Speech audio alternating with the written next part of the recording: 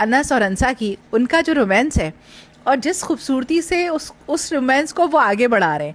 Last episode में जो road वाला सीन था, द होल पोएट्री सीन, और कराची की बस में सफर हो रहा है, सफर हर कदम पुरखतर हो रहा है। तो ये ज़मीन जाफरी तुम्हें आती है? और मुझे क्यों ये रोमांस बहुत अट्रैक्ट कर रहा है, क्योंकि मैं इसी तरह के रोमांस को देखने की आदी हूँ और मुझे इसी तरह के रोमांस पसंद है। बहुत दिनों बाद हमें कोई ऐसा जो है ना रोमांटिक सीन मिल रहा है जिसमें कोई डिनर नहीं है, कोई फैंटेसीज नहीं है, कोई दूर दूर लड़के लड़कियां तैयार नहीं है। बहुत नॉर्मल से कपड़ों में अंसा घूमती है और वो लड़का तो बिल्कुल तैयार नहीं होता, लेकिन उसके बावजूद उनकी मोहब्बत अट्रैक्ट कर रही है। यानी कि बेसिक्स है ना ये, कि आपको किसी की मोहब्बत के लिए इन चीज़ों की ज़रूरत नहीं होती, इमोशंस काफ़ी होते हैं, एहसास काफ़ी होता है। तो वो एक दूसरे के जो आहिस्ता आहिस्ता करीब आ रहे हैं, तो वो बात बड़ी अट्रैक्टिव है। ऑब्वियसली सना जावेद की एक्टिंग बहुत अच्छी है, और सम टाइम तो मुझे लगता है कि सना जावेद एक्टिंग कर ही नहीं रही है। मुझे लगता है कि वो मतलब मुझे कहीं भी नहीं लगता है कि सना जावेद एक अलग बंदी है और अंसा एक अलग बंदी है।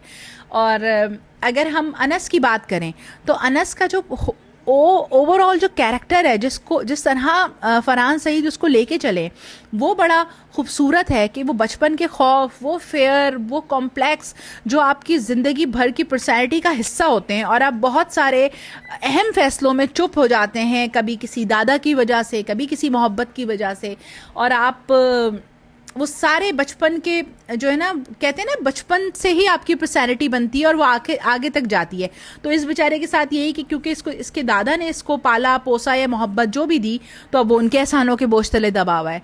तो वो सारी चीज़ें जिसको वो अपने अल्लाह के और उनकी चीज़ों से लिंक कर लेता है कि अल्लाह उसका जवाब देगा। फिर अंसा जिस तरह ये बात बहुत अच्छी खूबसूरती से दिखाई है कि लोग शायद अल्लाह को बिल्कुल भूल जाते हैं कि ओहो हम तो कुछ भी करते रहे, बट अल्लाह एब्सेंट मोड में नहीं बैठा हुआ बेटा। तो वो जिस वक्त बद्दुआ दे रही होती है, तो वो आप बेसिकली दादा, उसके ताया और वो जो ताई होती हैं, वो तीनों हिल जाती हैं, क्योंकि उनको यकीन होता है कि उनके बेटे ने गलत किया है तो अल्लाह ताला सुन भी तो सकता है। तो वो जो अलार्म्स होते हैं वो हर इंसान को होने चाहिए हमेशा, किसी भी इंसान के साथ बुरा करते हुए, चाहे वो बुराई हमारी नज़र में कितनी ही छोटी क्यों ना हो। तो ओवरऑल इट्स गुड वॉच। और लोग जो है वो कह रहे थे बीच में कि भाई थोड़ा सा ड्रैग हो गया है और ये हो गया है, तो ड्रैग तो नहीं हुआ, स्लो है बट बोरिंग नहीं है, मज़ा आ रहा है देखने में, कहानी आहिस्ता आहिस्ता आगे चल रही है, और शायद यही इसकी खूबसूरती है।